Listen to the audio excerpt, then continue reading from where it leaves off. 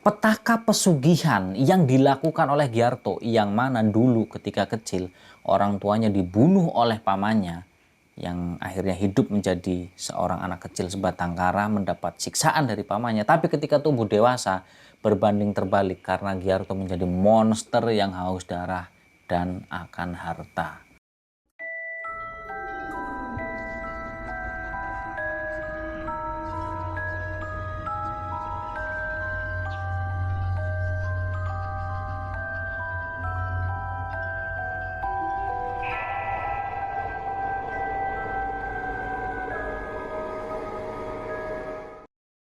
Assalamualaikum warahmatullahi wabarakatuh. Ketemu lagi nih sama saya, Misbah Muthaharun.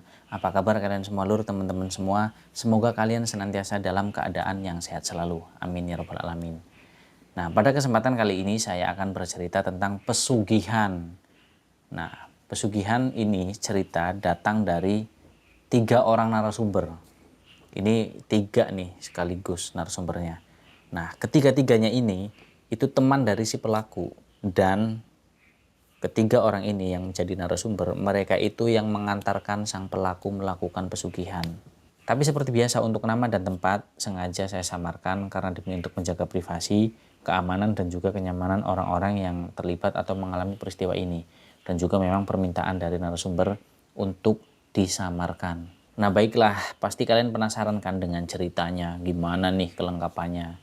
Sebenarnya cerita ini tuh panjang banget. Tapi nanti coba saya ringkas ya, maksudnya saya ambil poin-poinnya aja. Jadi biar nggak terlalu panjang lebar. Yang pada intinya udah kena poinnya itu aja. Nah baiklah, nggak usah lama-lama lagi. Yuk langsung aja kita masuk ke dalam ceritanya. Sebut saja nama ketiga narasumber kita ini yaitu Santoso, Arianto, dan juga Handoko. Mereka ini berteman. Nah si pelaku ini sebut saja namanya Giarto.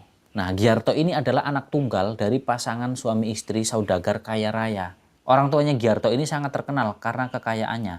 Dari kota sampai bahkan ke pelosok desa. Saking kayanya. Selain orang tuanya Giarto itu berkelimangan harta, memang orang tuanya Giarto itu dikenal dengan keramahannya, kedermawanannya. Tapi biarpun begitu, dengan kebaikannya, keramahannya, kedermawanannya, tetap aja masih banyak orang yang sirik, yang iri, yang dengki dengan apa yang dimiliki oleh keluarganya Giarto.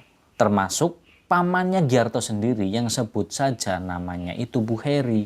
Nah jadi ceritanya gini, tepat pukul 12 malam, pukul 00.00. Nah saat semuanya ini lagi terlelap tidur, habisi mereka. Tapi ingat, tetap biarkan anak itu hidup. Aku ingin melihat bagaimana dia bisa bertahan. Ucap laki-laki yang lumayan paruh baya yang bernama Bu Heri itu, pamannya Giarto. Nah jadi Bu Heri ini pamannya Giarto, tapi secara kehidupan itu berbeda jauh dengan kehidupannya Giarto dan keluarganya. Jadi Bu Heri itu adik dari ibunya Giarto sendiri. Nah jadi Bu Heri itu dia sangat miskin. Ya rumahnya itu ya bisa dikatakan gubuk lah, kumuh. Sebenarnya orang tuanya Giarto itu udah sering banget.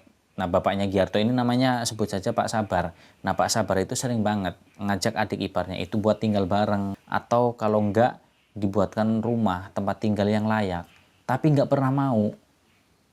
Karena kata Bu Heri itu menurutnya dia nggak mau hidup numpang. Dan nggak mau berpangku tangan. Alasannya selalu seperti itu ketika ditawari. Nah kita balik lagi ke jam 12 itu tadi 00.00.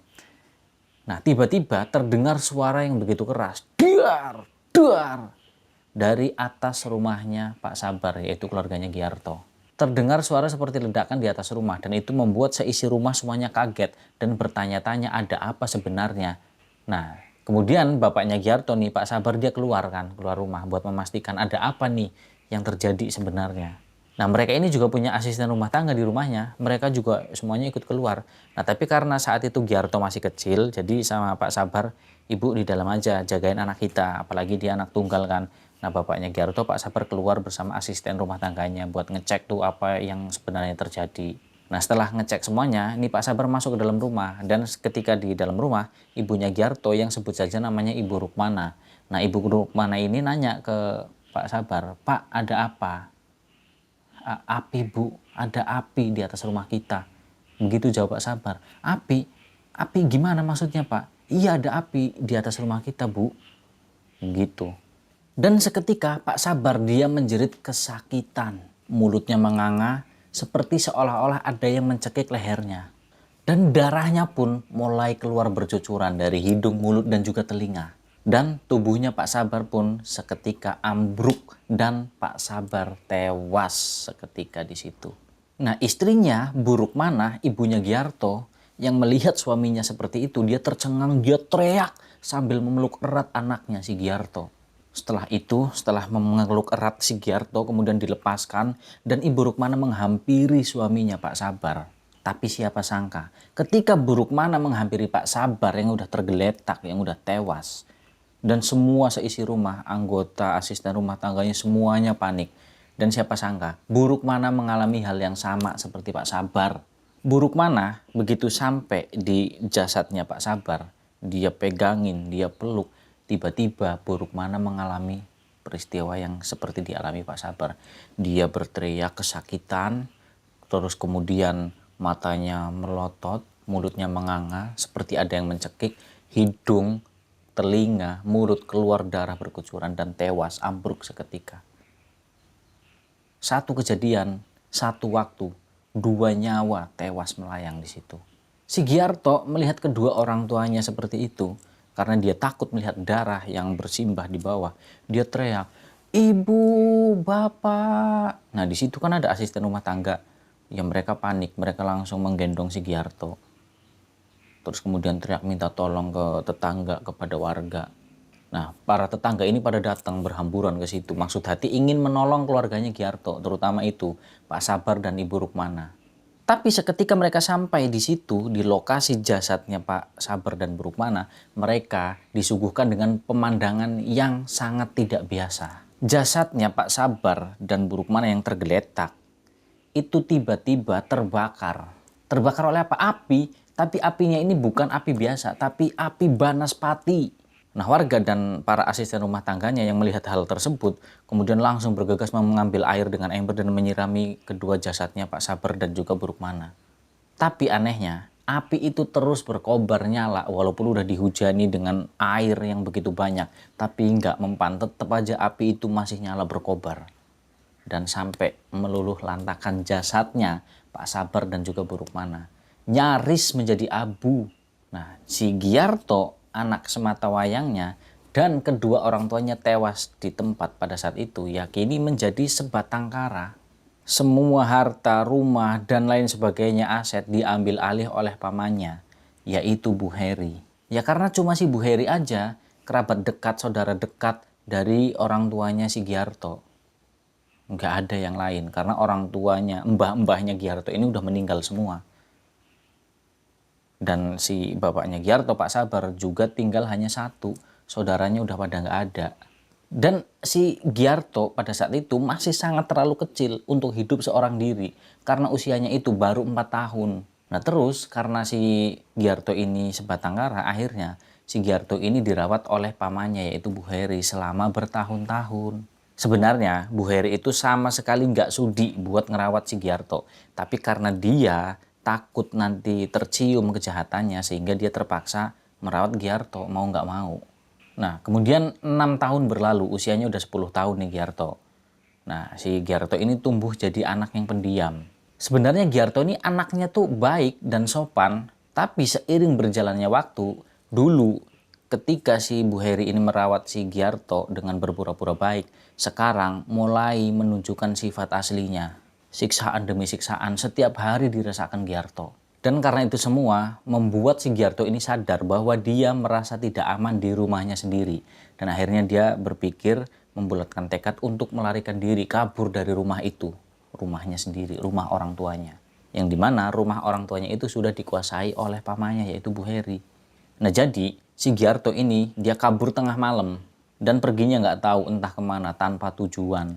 Walaupun anak usia 10 tahun tapi nggak ada rasa takut sedikit pun. Yang ada di pikirannya Giarto, dia pengen segera pergi keluar dari rumah itu. Yang dulunya dia bahagia di dalam rumah itu, sekarang menjadi seperti neraka. Jadi rasa takut pergi keluar rumah di tengah malam itu sama sekali nggak ada. Karena dia lebih takut berada di dalam rumahnya sendiri. Yang dimana di dalam rumah dia selalu mendapatkan siksaan dari pamannya. Nah, terus kemudian di pagi harinya nih, ketika si Bu Heri ini ngetok-ngetok pintunya si Giarto, pintu kamarnya, dipanggil-panggil tuh, Giarto, Giarto, Giarto, bangun. Dasar anak sialan, udah jam berapa ini? Dasar pemalas, begitu teriaknya si Bu Heri. Woi Giarto, buka pintunya, dasar anak sialan. Terus seperti itu teriak-teriak. Akhirnya karena nggak ada jawaban, kemudian pintu kamarnya Giarto pun didobrak sama Bu Heri. Dan ketika didobrak ternyata Giarto nggak ada di situ. Udah nggak ada di dalam kamar. Nah di situ si Bu Heri ini kan nyari-nyari Giarto kan. Dicari ke dalam kamar, ke kamar mandi. Karena memang orang kaya kan. Jadi di dalam kamarnya itu ada kamar mandinya juga. Dicari nggak ada. Dicari ke seluruh ruangan di dalam rumah. Setiap sudut nggak ada. Fix. Si Bu Heri yakin bahwa si Giarto ini udah kabur dari rumahnya. Nah di sini Bu Heri dia khawatirnya apa? Ketika Giarto kabur nanti pandangan masyarakat bahwa si Bu Heri ini nggak baik, nggak bisa merawat anaknya, kakaknya sendiri yaitu Giarto. Akhirnya di sini si Bu Heri ini membuat sandiwara. Nah jadi dia ngomong ke warga, ke orang-orang yang ditemui bahwa si Giarto ini kabur. Dia udah nyuri barang berharga miliknya Bu Heri. Giarto tuh anak yang nakal, anak yang bandel, dan dia juga suka mencuri. Barang-barang saya berharga itu dicuri semuanya. Nah, si Bu Heri itu selalu berkata seperti itu. Setiap kali dia bertemu dengan orang, dengan tetangganya. Kalau apalagi ada yang nanya, Giarto nggak kelihatan kemana? Jawabannya seperti itu. Dia kabur, dia nyolong barang-barang berharga saya. Kayak kalung, gelang, punya istrinya maksudnya yang dibawa. Jam tangan dan lain sebagainya, pokoknya barang-barang yang berharga. Seperti itu fitnahnya. Kalian bayangin, seorang anak kecil usia 4 tahun yang sudah ditinggal mati kedua orang tuanya, hidup sebatang kara, kemudian diasuh oleh pamannya, yang dimana pamannya ini ingin menguasai seluruh harta warisan miliknya si Giarto. Dan ketika udah dikuasai, si Giarto dirawat, tapi disiksa setiap hari. Setelah kabur difitnah, kalian bayangin tuh, seperti apa penderitaannya Giarto. Anak usia 4 tahun yang kemudian tumbuh dirawat hingga berusia 10 tahun. Nah singkatnya Giarto ini kabur nih, dia sampai di sebuah kota, ya katakanlah kota besar ya. Dan tempat itu, kota besar, adalah tempat yang sama sekali belum pernah si Giarto ini lihat. Belum pernah si Giarto ini menginjakan kaki. Karena bukan kota tempat di mana si Giarto ini tinggal, jauh. Giarto kabur itu hanya berbekal baju yang dia pakai. Dia nggak bawa baju ganti, apalagi bawa uang. Nah, dari situlah si Giarto memulai kehidupan barunya. Kehidupan yang belum pernah sama sekali dia tahu tentang kehidupan luar di jalanan seperti apa. Dan dia tidak punya apapun untuk bisa dimakan. Dia bingung nyari makan kemana. Dia nggak ada pikiran buat minta-minta ke orang, nggak ada. Nah, jadi kalau ketika misalkan si Giarto ini ngerasa lapar, dia paling mampir ke musola. Ntar di situ Giarto minum air keran sampai kenyang, sampai perutnya buncit. Itu buat ngatasin rasa laparnya Giarto. Seorang anak kecil usia 10 tahun yang kabur dari rumah karena siksaan dari pamannya. Ya tapi apalah artinya air? Air itu hanya untuk melepaskan dahaga ketika orang haus. Ini lapar. Lapar iya, haus iya. Oke, dia nggak haus. Tapi tetap dia lapar, nggak punya tenaga. Akhirnya dia jatuh pingsan. Dan ketika sadarkan diri, ketika membuka mata, udah ada roti di atas piring di depannya. Nah terus, adik silahkan dimakan rotinya. Begitu kata ibu tua yang menolong si Giarto. Dan tanpa sepatah kata pun, tanpa basa-basi, langsung si Giarto itu menyantap roti yang dihidangkan di atas piring. Langsung dia makan dengan rakusnya, dengan lahapnya. Ya gimana nggak rakus, nggak lahap? Orang kelaparan dia. Nah setelah roti yang dihidangkan di atas piring itu habis, ternyata itu tidak menghilangkan rasa laparnya Giarto. Sampai-sampai Giarto itu nggak malu, nggak apa. Dia ngomong sama ibu tua tadi, Bu, boleh nggak saya minta rotinya lagi? Saya lapar sekali Bu, saya belum makan. Oh ya udah dek, boleh kok boleh. Nah terus si ibu tua itu kemudian masuk dan mengambil roti. Karena kebetulan ibu tua ini kan dia jualan kan warung elang lah istilahnya kalau sekarang tuh. Warung-warung kecil pinggir jalan. Nah terus kemudian dikasihnya lagi tuh roti, dimakan lagi dengan lahapnya sampai habis. Nah setelah habis nih makannya, kemudian si ibu tua itu nanya, kamu ini siapa, kamu dari mana, kok kamu sampai pingsan begini? Terus kemudian dijawab sama Giarto, saya namanya Giarto Bu, saya dari tempat ini sini, saya kabur dari rumah, Nah, terus orang tuamu gimana? Orang tuamu kan pasti nyariin. Saya nggak punya orang tua, Bu. Orang tua saya sudah meninggal. Begitu kata Giarto. Nah, terus kamu hidup sama siapa? Sama paman saya, tapi paman saya jahat. Ya karena di tubuhnya si Giarto itu banyak banget bekas luka-luka, bekas siksaan dari pamannya si Bu Heri. Ya percaya nggak percaya, tapi si ibu tua tersebut yang sebut saja namanya Bu Turinah, yaitu ya sedih melihat keadaannya Giarto seperti itu, apalagi ditambah dengan bukti-bukti emar dan beberapa belang luka di tubuhnya Giarto. Berarti itu apa namanya, si Giarto nggak bohong, berarti benar-benar dia mendapatkan siksaan di rumahnya. Nah akhirnya si Giarto ini kan cerita sambil nangis kan, dia cerita orang tuanya meninggal. Nah si ibu tua ini, Bu Turinah, dia terenyuh dengan apa ya, riwayat hidupnya si Giarto yang begitu menderita, masih kecil udah ditinggal orang tuanya. Nah, Ibu Turinah yang merasa iba dengan keadaannya Giarto, Ibu Turinah pun meminta Giarto untuk tinggal bersamanya karena kebetulan Ibu Turinah ini adalah seorang janda dan hidup seorang diri. Nah, si Giarto pun akhirnya, beneran Bu, saya boleh tinggal sama Ibu? Iya boleh Nak, boleh banget. Lagian Ibu juga sendiri, Ibu nggak punya anak. Boleh kok. Nah, si Giarto di sini seneng kan. Dia berterima kasih, akhirnya si Giarto tinggal bersama Ibu Turinah. Nah, kemudian singkat ceritanya hari demi hari, bulan demi bulan, tahun demi tahun, akhirnya si Giarto pun tumbuh menjadi seorang remaja yang sangat tampan. Nah, tapi ketika si Giarto ini mulai tumbuh, nah di situ Giarto ngerasa bahwa dia itu hanyalah menjadi beban Ibu Turinah karena dia belum mendapatkan pekerjaan. Nah, kemudian akhirnya Giarto pun berinisiatif, dia minta izin ke Ibu Turinah yang udah merawat dia sampai tumbuh jadi remaja atau dewasa lah ya, bahkan meminta izin untuk mencari kerja. Karena dia bilang katanya pengen ngebalas semua kebaikannya Bu Turinah. Walaupun sih Ibu Turinah nggak pernah mengharap sama sekali. Tapi ya nyatanya memang udah pernah ditolong, dirawat juga, ya balas jasa itu kan baik juga. Dan memang harus seperti itu, tahu dirilah Giarto ini. Akhirnya karena si Giarto terus memaksa seperti itu, akhirnya diizinkan. Nah kemudian Giarto pergi ke sana kemari, dari tempat satu ke tempat yang lain nyari kerjaan, tapi ternyata hasilnya nihil, percuma. Nggak ada orang yang mau menerima Giarto. Ya mungkin belum rezekinya, mungkin. Nah akhirnya Giarto dalam kebingungannya itu ketemulah sama ketiga temannya, yaitu narasumber kita ini, Santoso, Arianto, dan Handoko. Nah ketiga temannya itu menyarankan, ini narasumber kita ini yang menyarankan, nggak apa-apa diceritakan di sini. Nah ketiga temannya ini menyarankan Giarto untuk mencari atau melakukan sebuah ilmu hitam, yaitu pesugihan. Awalnya Giarto menolak, nggak mau, itu perbuatan salah, perbuatan sesat, tidak dibenarkan.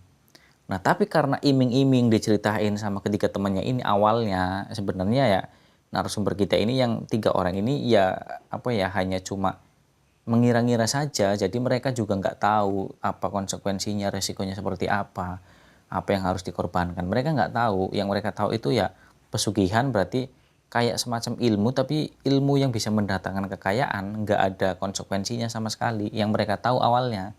Nah karena diiming-imingi harta yang begitu banyak, akhirnya si Giarto pun mulai tergiur tuh.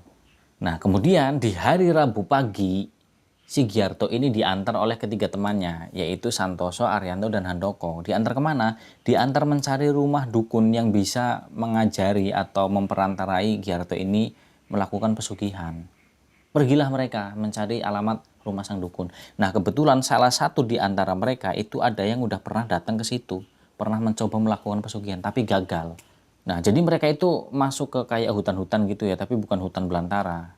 Jadi ya memang nggak terlalu jauh dan nggak terlalu dekat dari rumah-rumah warga. Intinya itu orang sang dukun ini tinggal sendirian. Nah kemudian mereka melalui jalan setapak kan, berjalan, akhirnya sampailah mereka di gubuk atau rumah lah ya.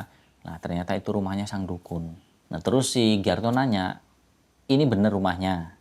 Iya bener, ini tempatnya, aku yakin kok karena aku udah beberapa kali kesini. Begitu kata si Santoso. Ya udah yuk masuk, tunggu apa lagi, kata kedua temannya, yaitu Arianto dan Handoko.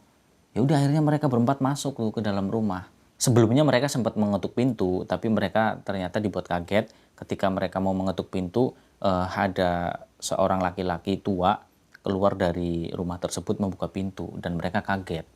Terus dipersilakan masuk. Nah, lelaki tua ini tidak lain dan tidak bukan adalah seorang dukun yang pernah ditemui oleh si Santoso. Nah, mereka nyapa kan, "Mbah, ya silahkan masuk dan duduk. Saya sudah tahu kalian bakalan datang ke sini." Begitu kata si Mbah Dukun ini.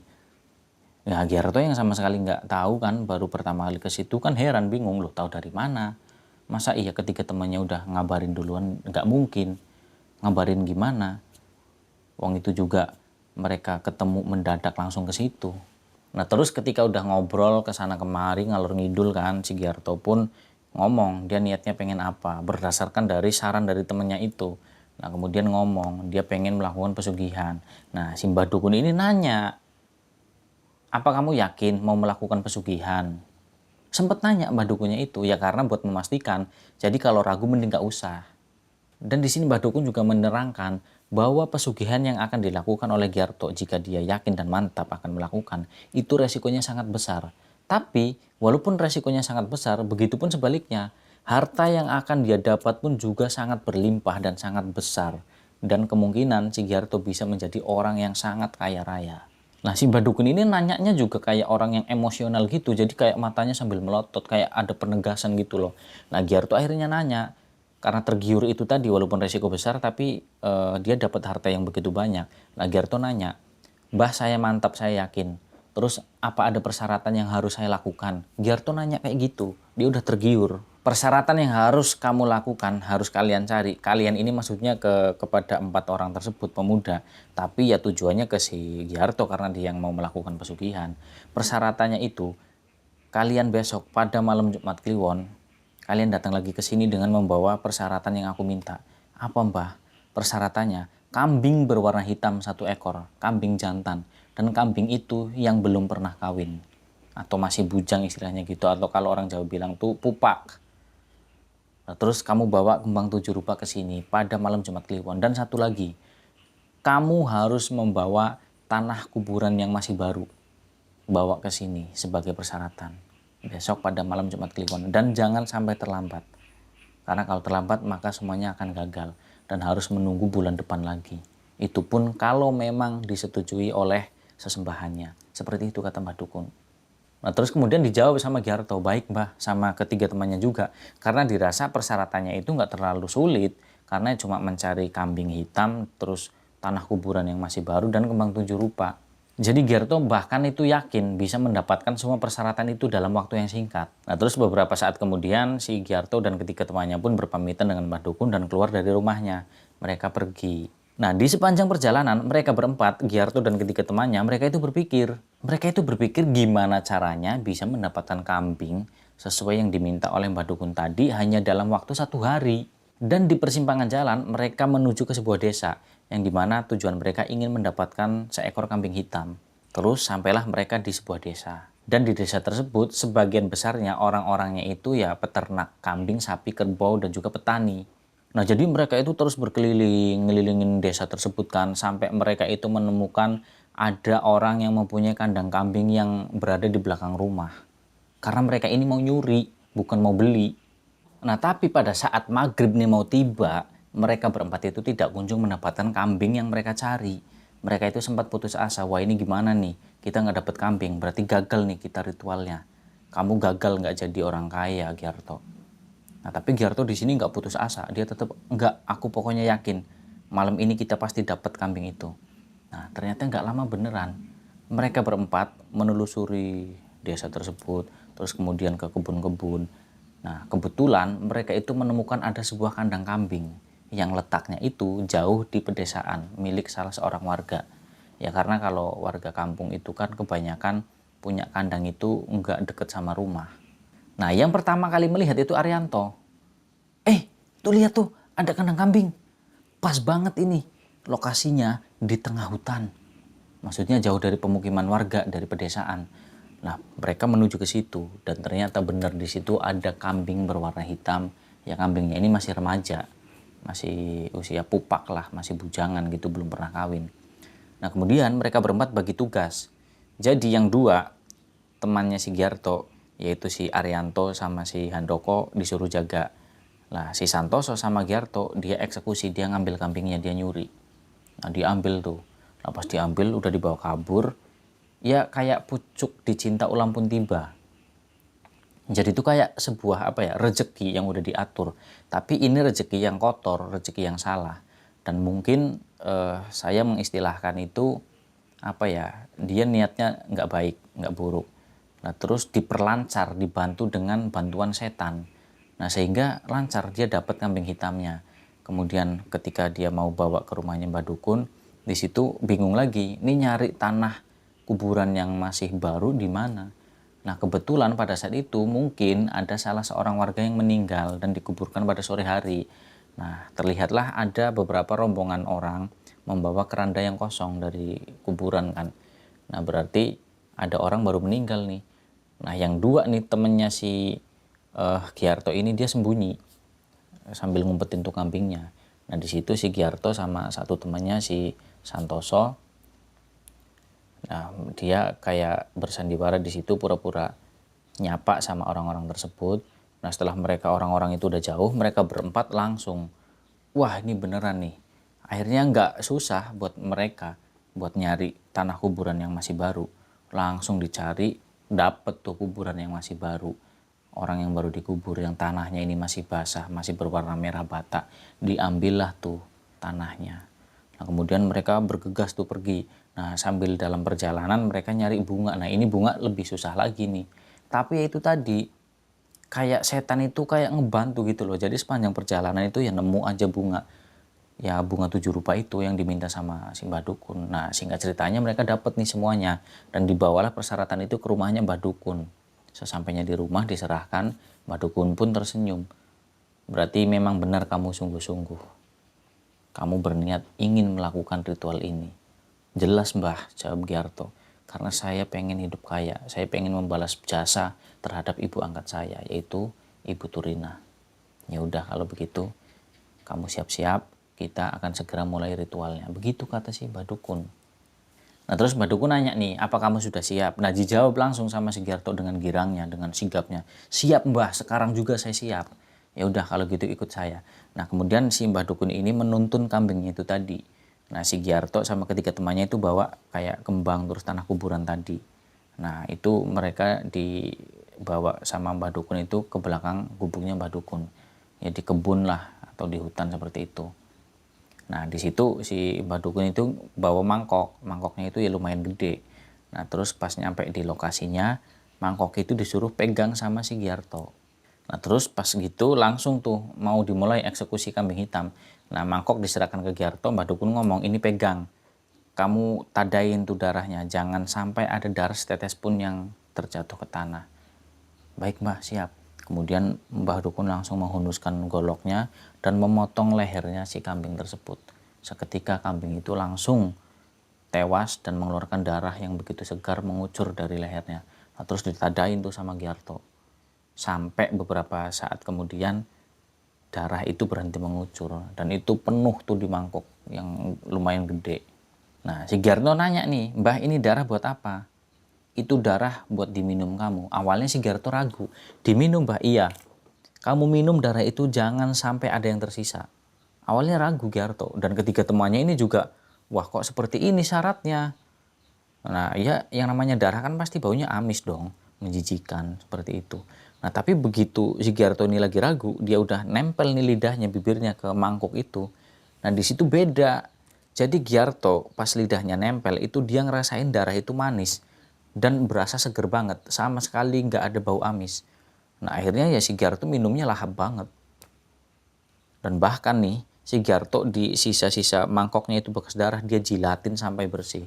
Nah ketiga temannya Giarto, si Santoso, Arianto, dan Handoko, mereka melihat Giarto yang rakus meminum darah. Ya mereka jijik, mual sampai mau muntah. Mereka itu ya ngerasain maksudnya bau darah yang amis. Tapi kok Giarto enggak merasakan itu, katanya seger manis darahnya. Dan sementara itu si Mbah Dukun ini menyiapkan ritual. Dia itu masuk ke dalam rumahnya, terus katanya si Giarto sama teman-temannya suruh nunggu di situ. Nah terlihat masuk ke dalam ruangan, pokoknya masuk ke dalam rumah, terus melakukan ritual apa, tiba-tiba si Mbah Dukun itu keluar bersama perempuan yang cantik banget. Dan itu membuat keempat pemuda ini tercengang melihat kecantikan perempuan itu. Nah, terus kemudian si Giarto disuruh duduk dan perempuan itu disuruh duduk di pinggirnya Giarto. Dan kalian tahu lur teman-teman yang terjadi apa? Ternyata perempuan yang begitu cantik itu bukanlah manusia, tapi manusia jadi-jadian, yaitu kuntilanak. Karena parasnya tiba-tiba berubah menjadi wanita yang sangat-sangat menyeramkan dan sambil tertawa khas kuntilanak. Saya juga agak merinding sih ceritanya ini. Nah terus kemudian mereka berempat otomatis ketakutan dong, tapi kata Mbah Dukun jangan takut, ritual sudah terlanjur kamu mulai. Nggak usah takut, dia tidak akan mencelakai kalian. Inilah yang nanti akan membuat kamu menjadi kaya. Begitu kata Mbah Dukun ke Giarto.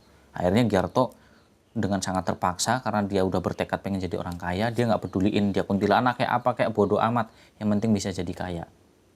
Nah di sini Giarto juga disuruh untuk melakukan sebuah ritual lagi, yaitu apa? Mohon maaf.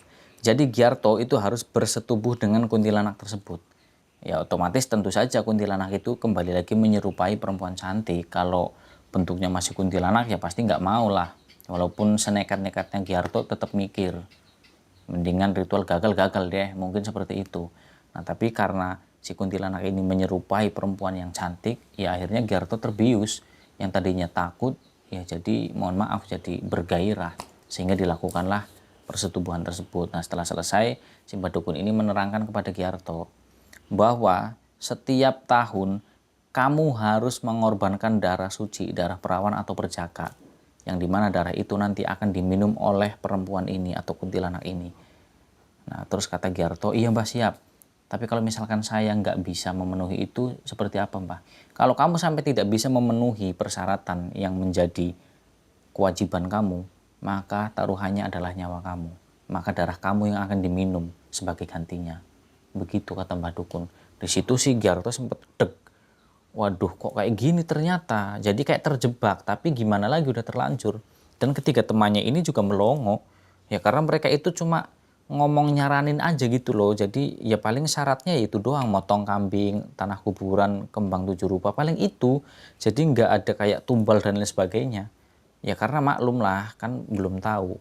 Nah kemudian mereka pun berempat pergi kan pulang. Nah si perempuan cantik ini ikut bersama mereka berempat. Di sepanjang jalan ya sempat merinding, takut. Ya tapi si perempuan ini tuh bisa memanipulasi keadaan gitu loh. Jadi kayak bisa ramah, jadi hilang suasana takutnya itu perlahan-lahan. Nah, singkat ceritanya, 7 tahun berlalu. Giarto menjadi orang yang kaya raya dan sangat dikenal dan dihormati. Bahkan di tempat dia tinggal, itu dia menjadi orang yang paling kaya. Dan hampir seluruh tanah yang kosong di tempat dia tinggal itu miliknya Giarto. Dibeli semuanya sama dia. Dan Giarto ini punya lahan, punya ladang tuh banyak banget dan banyak banget pekerjanya. Nah, dari mana Giarto mendapatkan tumbal? Gampang. Jadi Giarto itu mendapatkan tumbal dari para pekerjanya sendiri. Nah, terus siapa? Apakah pekerjaan yang dijadikan tumbal? Enggak juga. Nah, jadi para pekerjanya si Giarto itu kan mereka punya anak.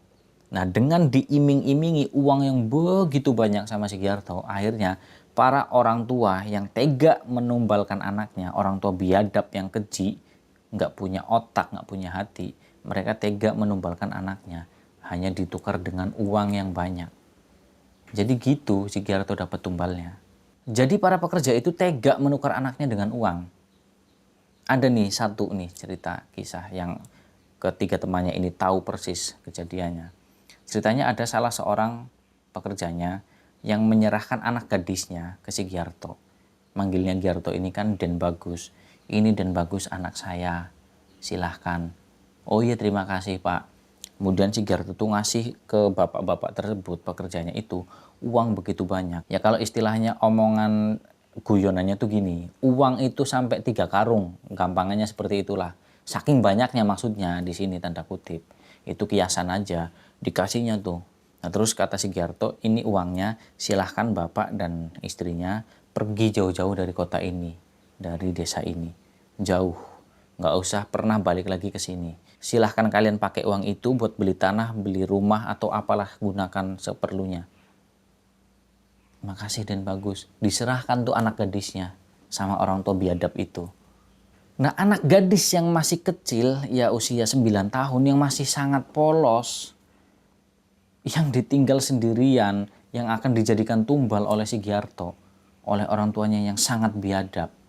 Kemudian gadis tersebut dibawa oleh Giarto ke dalam sebuah ruangan, yang dimana ruangan itu adalah tempat bersemayamnya gadis cantik yang ketika pertama kali Giarto melakukan ritual, yaitu kuntilanak jelmaannya. Nah, si gadis kecil itu dibawa masuk ke dalam situ. Dan setelah gadis kecil itu dibawa masuk, kan nanya nih, "Om, saya mau dibawa kemana?" "Nggak apa-apa, di sini enak, kamu main di sini, kamu tidur di sini." Dibohongin kayak gitu, anak kecil 9 tahun. Percaya dong, masuk ke situ. Nah, terus tiba-tiba ditinggal sama Giarto sendirian, dikunci dari luar. Sambil ngomong nih si Giarto, "Ini nikmatilah santapanmu malam ini." Kepada si sosok kuntilanak itu. Ditinggal di dalam sendirian gadis 9 tahun. Nah, wanita cantik yang sudah mendapat perintah dari tuannya, yaitu Giarto, langsung berubah wujud menjadi sosok yang menyeramkan dan menghampiri gadis kecil itu. Ya, namanya anak kecil, jangankan anak kecil, yang tua, yang dewasa pun pasti takut. Kalau yang penakut loh ya, pengecualian. Kalau yang nggak punya rasa takut mungkin nggak takut. Nah, melihat sosok itu otomatis jerit dong, teriak, "Wah, tolong, takut setan," teriak kayak gitu. Tapi Giarto mendengar teriakan anak kecil tersebut, gadis itu, bukannya iba tapi malah ketawa riang, senang banget. Jangan dekati aku, tolong," kata si gadis kecil itu berteriak. Kalian bayangkan, anak kecil gadis berusia 9 tahun dimasukkan ke dalam kamar dan dijadikan tumbal santapan pesugihannya si Giarto. Begitu biadabnya, begitu kejamnya si Giarto. Dan orang tua si gadis ini tentunya yang sangat-sangat biadab. Ya karena apa? Karena saya menyalahkan orang tuanya. Karena kalau tidak diserahkan ke Giarto, ya Giarto nggak akan memaksa itu. Nah, teriakan gadis kecil itu semuanya sia-sia. Karena kuntilanak yang haus darah tersebut langsung menerkam mangsanya, si gadis kecil itu, dengan sangat brutal. Darah mengalir dari celah-celah pintu, yaitu darahnya anak kecil tadi, gadis itu. Dan terdengar suara, "Darah." Seperti itu suara kuntilanak. Dengan riang bahagia karena mendapatkan santapan yang diberikan oleh tuannya, yaitu Giarto. Dan beberapa saat kemudian pun pintu terbuka dengan sendirinya. Nah, di situ Giarto riang gembira. Karena ketika pintu terbuka dengan sendirinya, berarti di situ ada imbalan yang sudah menunggu Giarto. Imbalan apa? Yaitu berupa harta, uang yang begitu banyak. Giarto masuk. Nah, sesampainya Giarto di dalam, gadis kecil tersebut hanya tersisa tinggal tulang belulangnya. Jadi ternyata kuntilanak tersebut itu tidak hanya meminum darahnya, tapi juga memakan dagingnya. Giarto tertawa di situ, "Hahaha, aku kaya, aku menjadi semakin kaya." Jadi dia nggak peduli sama sekali dengan nasib gadis kecil itu. Yang ada di otaknya hanya harta, harta dan harta. Si Giarto yang dulunya adalah seorang anak yang sangat penurut, yang sangat sopan, yang sangat baik, yang pendiam, tiba-tiba ketika dewasa berubah drastis menjadi seorang monster yang haus darah dan haus harta. Setelah si Giarto ini mendapatkan semua uangnya, semua harta dari penumbalan si gadis kecil itu, kemudian terdengar suara ketukan pintu dari luar. Nah, si Giarto ini belum punya istri, belum berkeluarga dia, masih bujang. Nah, ketika dia lagi senang dengan uang yang dia dapat setelah menumbalkan gadis kecil tadi, terdengar suara ketukan pintu dari luar. Tok, tok, tok, tok, tok, tok, tok, tok. Nah, kata Giarto, "Siapa sih nih malam-malam kayak gini, ganggu aja bertamu." Nah, tapi suara ketukan pintu itu terus terdengar. Akhirnya Giarto, "Iya siapa? Tunggu sebentar." Nah, Giarto menghampiri itu. Ketika dibuka pintunya, betapa kagetnya Giarto. Ternyata yang datang siapa lur, teman-teman? Ternyata yang datang itu pamannya Giarto, yaitu Bu Heri. Tapi dengan keadaan yang lusuh, compang-camping bajunya. Nah, di sini Giarto kayak dapat kesempatan nih buat balas dendam. Nah, pamannya disuruh masuk. Disuruh masuk terus ditanya, disuruh duduk dulu kan, terus ditanya, "Paman ini kenapa kok sekarang kayak gini?" Nah, jawab pamannya si Giarto, Bu Heri, gini jawabnya. "Iya Giarto, semenjak kepergian kamu, paman ini selalu kepikiran kamu." Nah, kenapa paman jadi seperti ini? Karena harta paman semuanya habis. Sawah ladang semuanya paman jual untuk biaya pencarian kamu. Karena paman sangat kehilangan kamu. Sandiwaranya si Bu Heri. Dan harta yang habis itu ya hartanya Giarto sebenarnya. Hartanya Pak Sabar dan Bu Rukmana, orang tuanya Giarto, yang dihabiskan. Dan itu bukan habis karena untuk pencarian biaya, maksudnya buat ngebayar orang mencari Giarto, bukan. Tapi karena memang Bu Heri ini untuk foya-foya hartanya. Istrinya juga royal, maksudnya boros gitu loh. Gaya hidupnya wah, pokoknya benar-benar keterlaluan sehingga jatuh miskin. Nah, mendengar Giarto ini terkenal, tersohor, kaya raya, datang ke situ. Kamu kok masih ingat sama paman sih Giarto? Ya masih lah paman, masih ingat. Paman ini kan adiknya ibuku, masa iya aku lupa. Lagian paman ini kan udah pernah ngerawat aku. Dari aku usia 4 tahun saat bapak sama ibu meninggal sampai usia aku 10 tahun. Sampai aku kabur dari rumah. Ternyata paman mencariku. Makasih ya paman udah perhatian. Iya Giarto, kamu sekarang sukses, kamu hebat jadi orang kaya raya. Ya beginilah paman. Oh iya paman, paman mau nggak kayak aku kayak gini, jadi orang kaya punya segalanya. Ini bahkan jauh lebih kaya daripada bapak sama ibu dulu. Nah begitu kata Giarto. Nah kata pamannya nih si Bu Heri, ya pengen sih tapi, nah belum sempet pamannya si Giarto ini ngejawab. Si Giarto ini langsung nerocos saja. Gampang paman caranya. Kalau paman emang bener-bener mau kayak saya, gampang. Ayo ikut aku. Langsung ditarik nih sama Giarto tuh tangannya. Yang sebenarnya Giarto itu udah sangat ingin banget membalas dendam atas kematian orang tuanya itu. Nah di bawahnya itu pamannya Giarto. Di situ nanya, aku mau dibawa kemana Giarto? Udah tenang aja paman.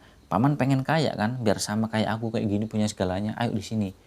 Nah terus dibawa tuh masuk ke situ, yang dimana tempat ruangan itu udah dibersihkan kan bekas darahnya, dibawa masuk ke situ.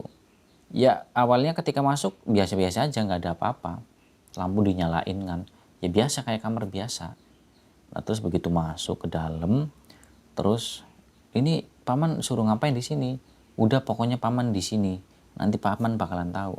Nah terus langsung Giarto buru-buru keluar, pintu kamarnya ditutup dikunci dari luar. Nah pamannya kan gedor-gedor, Giarto Giarto.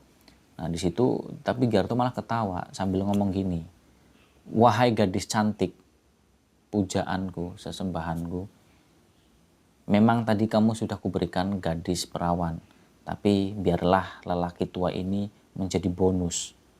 Intinya seperti itu. Nah langsung di situ terdengar suara cekikikan dari kuntilanak itu. Darah. Seperti itu. Langsung teriak-teriak itu pamannya si Giarto Bu Heri. Tapi nggak dihiraukan. Justru malah tertawa sambil berkata seperti ini Giarto. Hahaha, sekarang aku puas. Aku punya segalanya. Aku kaya. Dan balas dendamku malam ini terbalaskan. Matilah kau sekarang paman, karena kau telah membunuh kedua orang tuaku dengan cara yang picik dan keji. Kamu telah menyantet kedua orang tuaku sehingga tewas tepat persis di depan mataku sendiri. Dan dulu ketika kamu merawatku, kamu tidak memberikanku kasih sayang, tapi justru kamu malah membuatku menjadi menderita, membuat aku merasa berada di dalam neraka di rumahku sendiri. Rasakan sekarang. Habisi dia gadis cantik. Itu bonus buat kamu, begitu kata si Giarto. Nah di situ pamannya tewas dan Giarto senang banget, puas karena Giarto bisa membalaskan dendam atas kematian orang tuanya.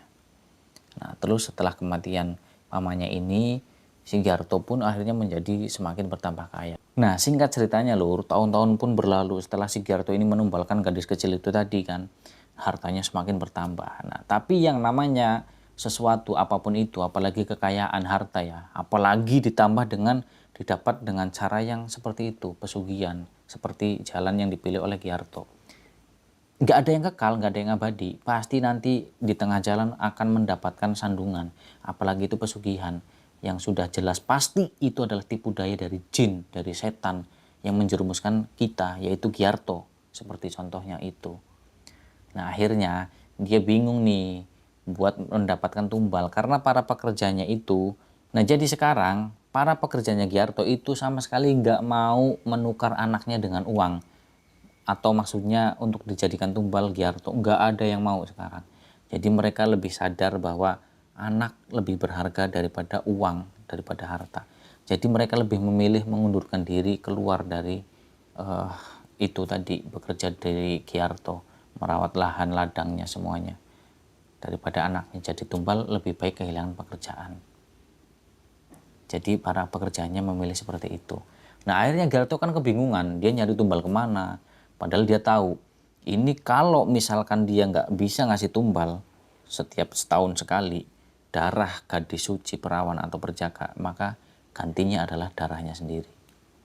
Nah dia merasa kayak gitu, si gadis cantik kuntilanak ini udah mulai geram. Dia ketakutan kan, gimana caranya ini. Akhirnya si Giarto saking buntunya nih, singkat cerita aja ya, saya ambil poin-poinnya. Itu dia datengin lagi si Mbah Dukun. Tapi nggak bersama ketiga temannya. Karena ketiga temannya ini narasumber kita, si Santoso, Arianto, dan Handoko ini udah kabur. Maksudnya udah nggak bareng di situ, udah nggak pernah ketemu. Karena takut juga. Karena takut itu tadi, karena kekayaannya si Giarto, mereka bertiga jadi takut. Karena merasa bersalah awalnya. Nah setelah itu Giarto datengin tuh rumahnya Mbah Dukun. Di situ Giarto menceritakan semuanya, Mbah ini gimana, saya pengen menyudahi pesugihan ini. Tapi jawaban Mbah Dukun, jawabannya gini, pesugihan yang sudah kamu lakukan itu adalah sebuah perjanjian yang nggak bisa diputuskan, apalagi secara sepihak. Karena kamu sendiri yang sudah menyepakati. Terus gimana Mbah, saya nggak bisa mendapatkan tumbal? Wah celaka, berarti kamu nanti yang akan jadi gantinya. Di sini Giarto udah mulai gemeteran takut. Mbah, tolong bantu saya Mbah, tolong bebaskan saya dari pesugihan ini Mbah, tolong lepaskan Mbah. Berapapun yang Mbah inginkan akan saya bayar. Di situ Mbah Dukun marah. Kamu sudah menghina saya, kamu datang ke sini hanya untuk menghina saya.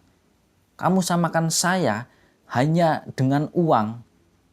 Mentang-mentang kamu punya uang banyak, terus kamu bisa membayar saya. Ini bukan soal tentang uang. Ini tentang konsekuensi, kesepakatan, perjanjian yang sudah kamu lakukan. Dan aku, kalau mau, nggak usah kamu kasih uang, aku bisa punya uang banyak. Banyak orang yang datang ke sini, yang melakukan ritual sama seperti kamu. Aku nggak butuh itu. Dan sekarang kamu pergi. Jangan kamu datang ke sini hanya cuma membawa masalah. Karena itu semua pada dasarnya kamu yang memulai dan kamu juga yang harus mengakhiri. Sekarang kamu pergi. Dan aku tidak bisa membantumu untuk hal ini. Sampai Giarto itu sujud-sujud tapi nggak peduli si Mbah Dukun ini. Ya nyatanya memang nggak bisa berbuat apa-apa. Akhirnya dengan kesel si Giarto pergi sambil mencaci maki dukun itu. Tapi bodo amat, dukunnya nggak menghiraukan. Wis pokoknya dia caci maki lah, umpatan-umpatan, kata-kata kasar keluar. Nah rumah dukun ini kan melewati kayak hutan-hutan gitu kan. Nah di situ ketika Giarto lagi jalan, itu dia ngerasa kakinya tuh berat, kayak ada yang megangin. Sampai dia tuh kayak yang ini apaan sih? Sambil hatinya itu udah bergetar, dia ketakutan. Ini saatnya nih, udah tiba waktunya. Waktu penumbalan, tapi dia belum dapat. Di situ dia bergetar kan, takut, kakinya berat. Terus dia kayak ada yang ngikutin dari belakang. Pas noleh ternyata nggak ada. Nah pas noleh nggak ada siapa-siapa, kakinya terasa ringan tuh. Giarto lari kan, dia manfaatin kesempatan itu. Dia lari kenceng banget. Udah beberapa lama berkilo-kilometer dia lari. Tapi ada yang aneh lur teman-teman. Dia udah ngos-ngosan kecapean, terus kemudian dia berhenti di satu titik. Dan di situ Giarto ngerasa aneh. Karena Giarto itu ngerasa dia udah lari lama banget, berkilo-kilometer, berjam-jam yang dia rasain. Tapi ternyata dia masih tetap di tempat yang sama. Nggak beranjak dari tempat itu. Nah akhirnya Giarto yang ngerasa dikecoh di situ, dia marah, dia emosi, dia mengumpat di situ, dia teriak, "Woi setan sialan, berani-beraninya kalian mengecohku. Kalau kalian berani keluar, tunjukin wujud kalian. Jangan beraninya cuma sembunyi." Dan nggak lama lur teman-teman, blek, datang tuh kuntilanak yang dipuja sama si Giarto ini. Udah langsung di situ badannya Giarto gemeter ketakutan. Dia ampun-ampunan, dia minta tolong. Tapi kuntilanak tersebut nggak peduli. Dia membuka mulutnya lebar, matanya melotot dan menghampiri ke arahnya si Giarto. Dengan jari-jarinya yang panjang, kuku-kukunya yang tajam, dia belah itu wajahnya Giarto. Giarto udah nggak bisa berkutik di situ, cuma gemeter doang. Dan langsung kedua bola matanya Giarto ditusuk menggunakan dua kukunya kuntilanak tersebut. Dan ditarik, terbawa tuh kedua bola matanya Giarto, teriak di situ kesakitan. Nggak tahu itu dimakan atau gimana, pokoknya itu teriak kesakitan. Dan nggak lama dicabik-cabik tuh badannya, diminumin darahnya, tapi masih hidup. Nah dalam keadaan sekarat terakhir nih, singkatnya ini ambil poinnya aja mas saya, dipatahin langsung tuh lehernya Giarto dan diminum darahnya sama kuntilanak tersebut. Ya tewas seketika Giarto. Karena gini lur teman-teman, jadi setelah kejadian itu kenapa bisa terungkap? Karena ada penemuan jasadnya Giarto di hutan itu. Jadi kuntilanak ini hanya meminum darahnya. Nah penemuan jenazahnya Giarto ini tanpa mata, tanpa bola mata maksudnya.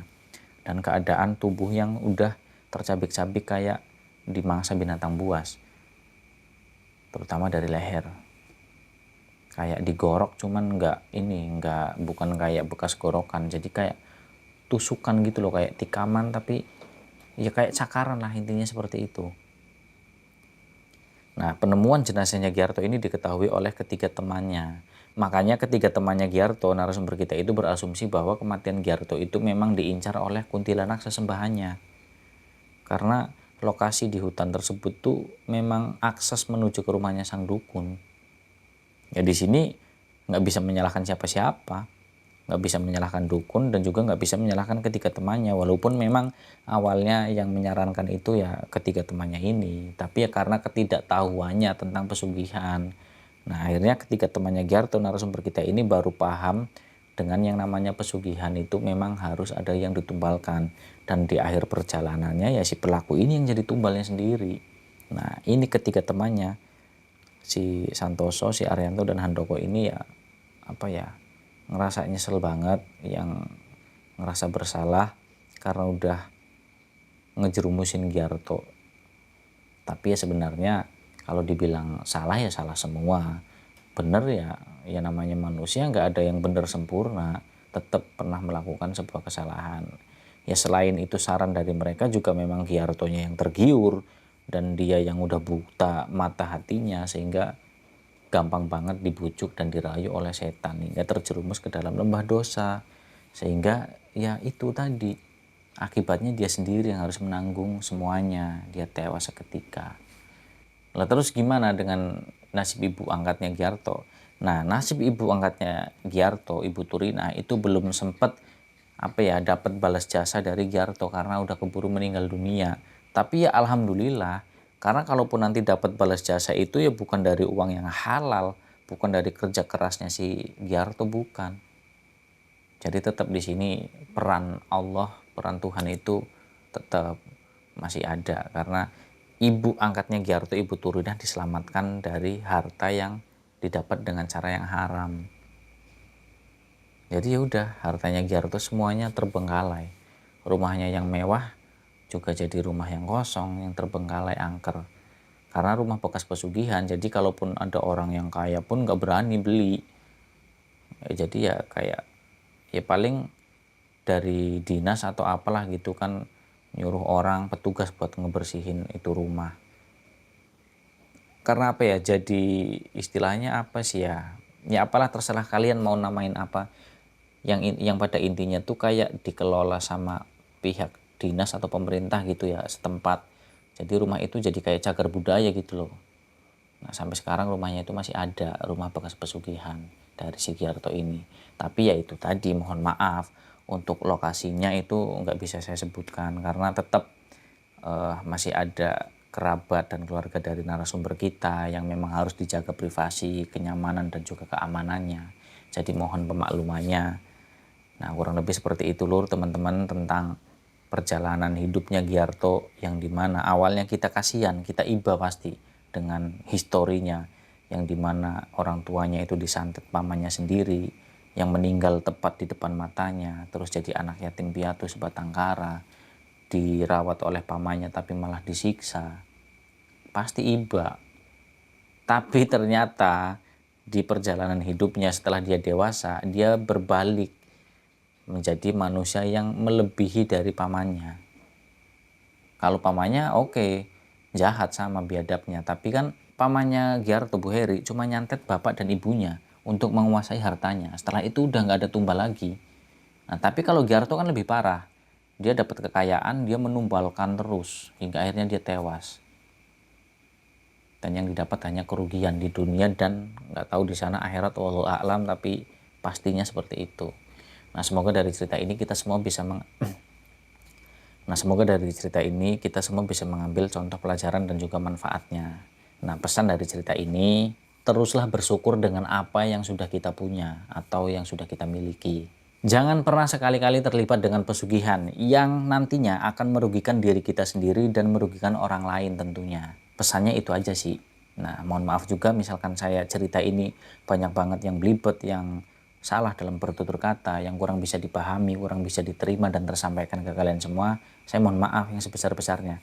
Karena itu murni kebodohan dari saya pribadi, kelemahan saya. Tapi apabila ada pelajaran yang bisa diambil dari setiap saya bercerita, itu semata-mata pertolongan dari Allah Subhanahu wa taala, Tuhan yang Maha Esa. Dan yang pada intinya kalian ambil yang positifnya aja, yang negatif buang jauh-jauh. Dan buat kalian semua lur, teman-teman, makasih banget nih, makasih banyak yang udah setia ngikutin channel ini, dengerin ceritanya, nonton videonya sampai selesai. Dan yang tidak menyekip iklannya, makasih banget semuanya. Dan saya doakan tulus dari dalam hati, semoga kalian sehat selalu, diberikan rezeki yang banyak, yang berkah, yang halal pastinya, dijauhkan dari orang-orang jahat, yang berniat buruk dan tidak baik ke kalian semua. Dan jauhi, jangan pernah coba-coba yang namanya bersekutu dengan setan, apalagi pesugihan. Nah, jadi itu aja dari saya. Sampai jumpa lagi di video dan juga cerita-cerita misteri berikutnya. Saya Misbah Muthaharun. Wassalamualaikum warahmatullahi wabarakatuh.